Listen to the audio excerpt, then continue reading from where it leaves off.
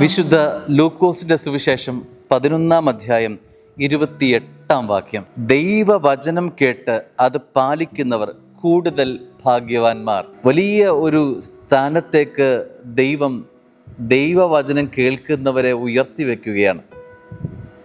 ദൈവവചനം കേൾക്കുകയും അത് പാലിക്കുകയും ചെയ്യുന്നവർക്ക് ഒരു സ്വർഗീയമായ സ്ഥാനം സ്വർഗം കൽപ്പിച്ചിട്ടുണ്ട് എന്ന് മക്കളെ മറക്കരുതേ. വചനത്തിന് അത്രമാത്രം സ്ഥാനം ഉണ്ട്. വചനം ആരാണ്? അത് ഈശോ തന്നെയാണ്, ദൈവം തന്നെയാണ്. വചനം ദൈവമായി നമ്മളിലേക്ക് കടന്നു വരുന്നതാണ്. ഓരോ ദിവസവും വചനം വായിക്കുമ്പോഴും വചനം കേൾക്കുമ്പോഴും വചനത്തെ മാനിക്കുമ്പോഴും വചനത്തിന് സ്ഥാനം കൊടുക്കുമ്പോഴും വചനം എടുക്കുമ്പോഴും എല്ലാം നമ്മൾ ഈശോയെയാണ് കൈകാര്യം ചെയ്യുന്നത്, ഈശോയിലാണ് ഇടപെടുന്നത്. ഈശോയുമായുള്ള ഒരു ബന്ധമാണ് ഈ വചനം.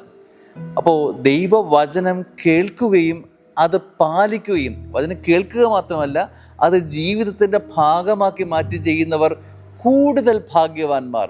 ഈ ഭൂമിയിൽ ഭാഗ്യപ്പെട്ടവനായി മാറാനുള്ള ഒരു വഴിയും അതുതന്നെയല്ലേ സ്നേഹമുള്ളവരെ?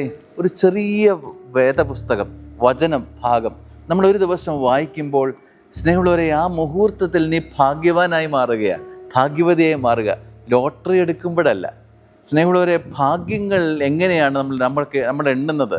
പല വിധത്തിലാണ് ഭാഗ്യങ്ങൾ നമ്മൾ കാണുന്നത്. സ്വർഗീയ ഭാഗ്യത്തിന് സ്വർഗം കാണുന്ന ഭാഗ്യം ഇങ്ങനെയാണ്.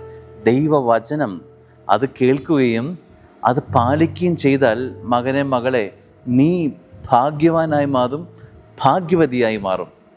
കൃപയുള്ളതാവട്ടെ ഇന്നത്തെ ദിവസം. ആമേൻ.